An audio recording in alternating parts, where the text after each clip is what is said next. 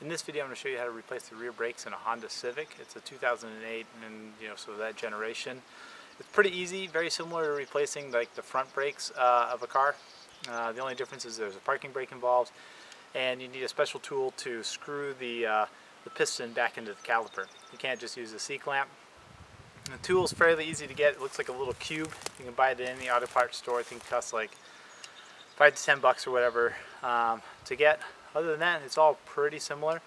In my videos, I drill out for the Hondas. I drill there's a screw that holds the rotor onto the hub.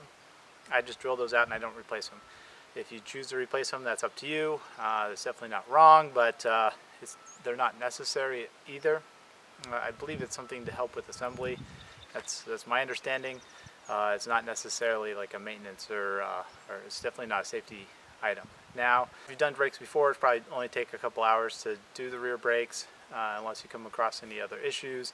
If you choose to replace those screws, you'll probably have to drill them out and retap them. That'll probably take a little extra time. Again, that's up to you. The tools, I'll try to list them all down in the description, but like a 14mm deep socket, a 12mm wrench, 17mm wrench, grease. You'll need a drill, probably like a 1/4-inch drill to drill out the screws. That's that special cube thing, and I'm trying to think what else off the top of my head. Jack stands, 19mm socket to remove the lug nuts. You want rags and grease to re-grease the sliders, but pretty straightforward job. So let's get to it. All right, doing the rear brakes is essentially the same as doing the fronts. On a Honda, one thing you could do with the parking brake still engaged, which it isn't right now, is you could drill out these screws here. There's gonna be two of them. This is why I'm changing it. You hear that? That's a squealer. It's telling you that the brakes are bad. So if you start hearing this as you're backing up, that's a good indication that your rear brakes are bad. And these are definitely low. I can see from here. You may not be able to see, but there's two these screws, one here, one here.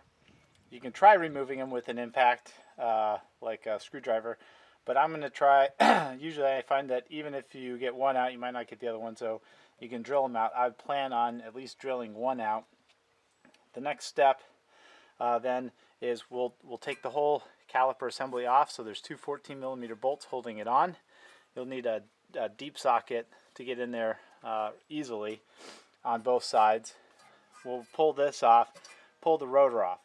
Next step is we're going to put the caliper back on, loosely put these bolts in, and then we're going to use a special tool to screw the piston, the caliper piston back in. Then we're going to take it back off, put the rotor on, put the caliper back on, take the caliper and the bracket back on. Then you're going to take the caliper itself off, which is these two 12mm screws, replace the pads, put everything back together, good to go. So what I'll start now is I'm going to go ahead and start cutting these, and then I'm going to take off the caliper. Okay, so I cut the rotor bolts with an angle grinder. That's not the most finessed way to do it. It's better with a drill bit, and you use like a 1/4-inch drill bit, it's fine. Angle grinder is dangerous because you can accidentally cut like your studs here, but it does work. So now the next step, 14mm socket in the back here to take off the caliper. So you're going to have two bolts. You're going to have one right here, and the other one you're going to have to kind of go between. There's a metal bent bracket for the spring assembly right back here, and you're able to access it with a deep socket through the back here. That seems to be the best way. You could also access it with a wrench, but so just make sure, righty-tighty, lefty-loosey. So the first one is right here, and then one tip, getting these things off can be a pain in the butt, so a lot of times I'll take a mallet and actually hit it. Make sure you're going the right direction, you're not tightening it, but sometimes you have a hard time getting leverage inside the wheel well. So this mallet can help you break things loose. I do it with wrenches as well. Wrenches are a little bit better because they're going to withstand the impact a little better than these ratcheting wrenches. So I got the two bolts out here. Now these are ones when you put it back in, I like to put anti-seize on them so that they're easy to take out in the future. This thing is going to be a bit of a bear to take off. Oftentimes I'll just try to pry it off and then slowly work it off, hammer it, make sure your parking brake isn't on, and then you're going to try not to damage the dust shield on the back there. You can try to pry the brake pads apart. There's not a lot of access in this one in order to get in there with a screwdriver because there's like this spring thing right here. But basically, yep, this pry bar is going to be your friend. And then at a certain point, you can also tap it with a mallet to get it off. I don't have tape on here for any particular reason other than the fact that I had tape on it before I started using it.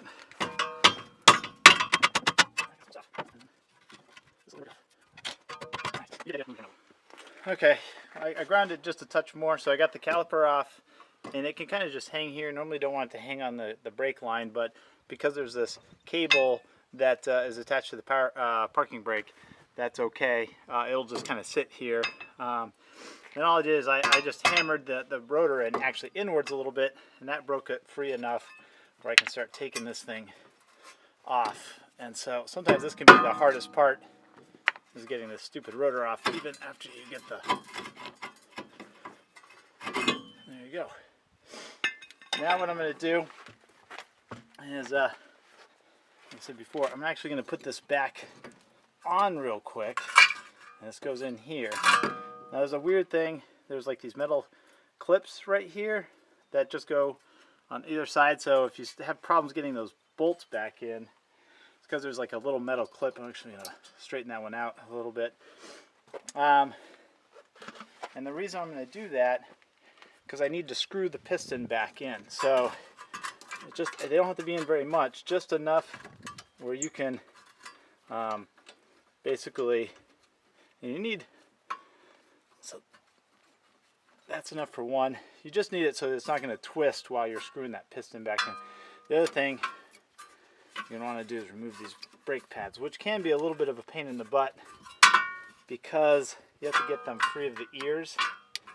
Once you get one out, then you can get the other one out. So you have to basically, so I pushed the slider back a little bit so that the first pad I could get out, and then here's the other one.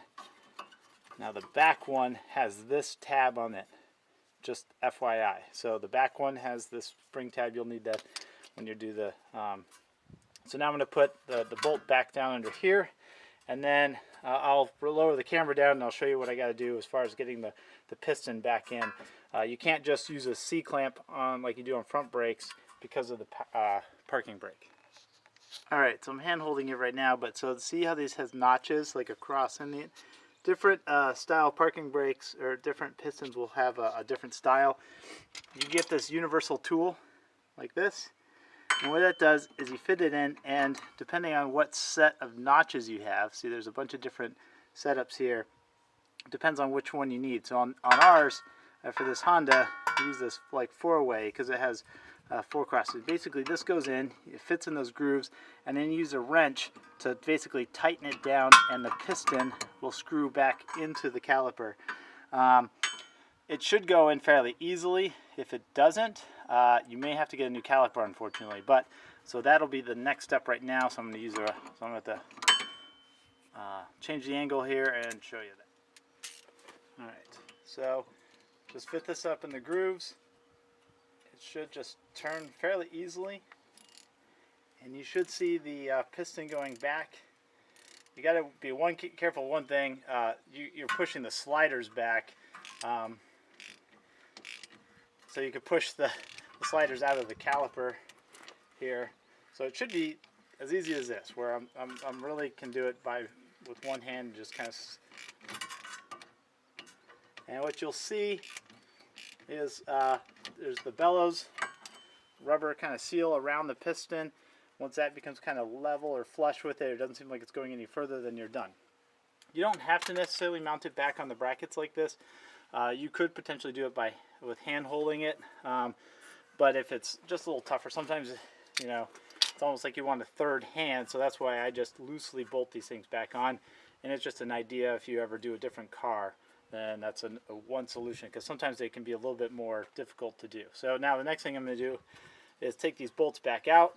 They're only hand tightened in, so it should only take me a second. I'm going to put the rotor on, Then I'm going to put this stuff back on, bolt on the caliper bracket, and then remove the actual caliper itself.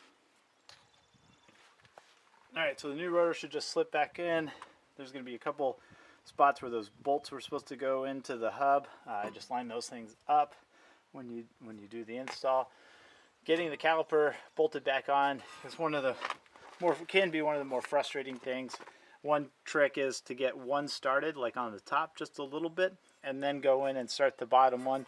Don't tighten one up and then try to tighten the other. You're gonna have a heck of a time getting them lined up. And then, looking down, sometimes it makes it easier to see, with the rotor still loose, where you have to line it up, so you only get a couple threads started on the top one before you start working on the bottom one, then you can tighten them both up. So the next step is we got to take the caliper itself off. So what this is the bracket, this is the caliper. There's going to be two 12 millimeter bolts here that you can use with a wrench. This one has the bleeder valve right here, so it can be a little tight to get one of these ratcheting wrenches on, but let's see, this one goes this way. Once you get it on, you should just be able to break them loose, and then do it for both sides. When you go to tighten it back on, there's going to be a 17 millimeter hex head right here that you can access. Now what we're going to do, take these things off, we'll pull the caliper out, we'll pull all these slider things off because you should have replacements. You should pull this out, the slider pin, and grease it.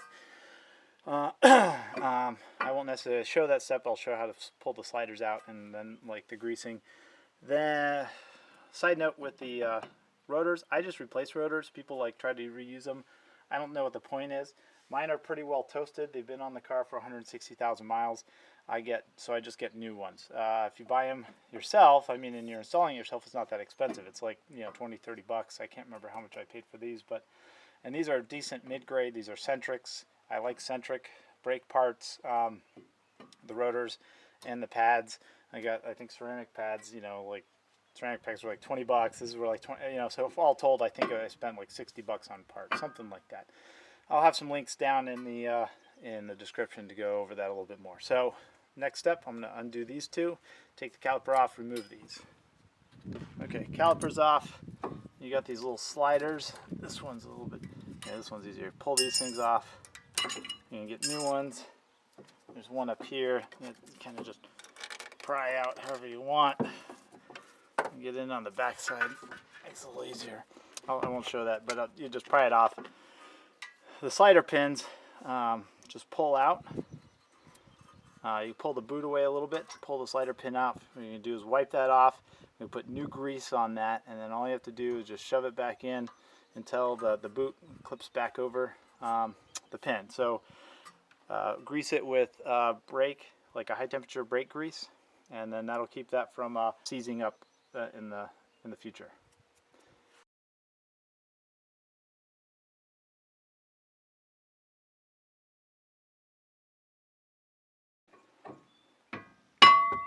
Oopsies. And this one just didn't quite seat all the way, so I'm just going to make sure it's down.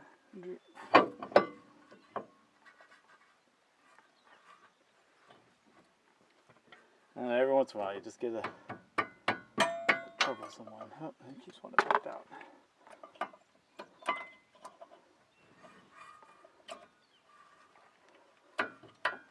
There we go. Perfect. All right. So now this goes back up and over. It's a little bit of a pain in the butt because we have that brake cable on it. So you just kind of wrestle it on. Sometimes you get like the slider pin will get in the way, so just check that if you're having problems. And because of that spring right here, it wants to push the caliper out, so it makes a little bit of a pain in the boot to get these started, because you have to kind of press against that spring. And then just to get it started, you can hold this from spinning with your finger, and then you do the other one. And the same thing. And once it's started, it's a 12 millimeter socket. 17mm wrench, and then you tighten them up. Alright, so that's pretty much it. And this should spin pretty freely. Yeah, you'll get a little bit of dragging when you first get it. That's alright. You want to clean this rotor off just so that it doesn't have any grease or oil on it from the machining process, or preservation stuff on it. Anti-seize on these bolts, anti-seize on these bolts. Grease that. Should be pretty much good to go. Check your main, brake master cylinder reservoir to make sure it wasn't overfilled.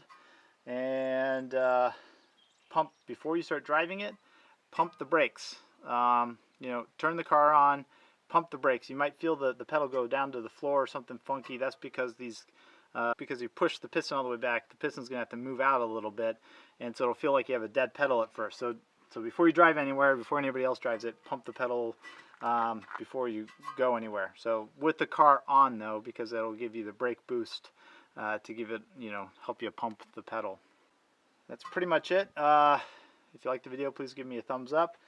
If you want to check out some of my other videos, I do some photography stuff as well. I'd appreciate it. If you feel like subscribing, I'd appreciate that as well. Any constructive criticism or questions, please leave them in the comments section below. And I'll try to get to them when I can. And another thing you can do while you're under here is just check, make sure your brake lines are good. There's no, nothing rusty or leaking or anything like that. Is always a good visual inspection to do as well. So, all right, thank you very much.